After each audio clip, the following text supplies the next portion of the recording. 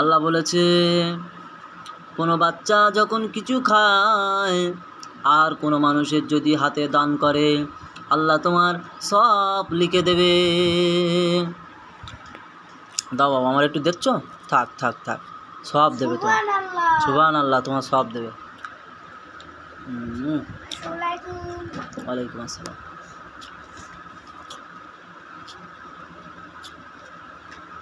আল্লাহ বলে, কোনো বান্দা যখন কিছু খায় আর যদি কোনো বান্দার কাছে একটু খাতি দেয়, আল্লাহ তার আমলনামায় 10টা 10টা করে নেকি দিয়ে দেবে। আবার দেখছো, আল্লাহ তোমার নেকি দেবে। দাও, থাক থাক।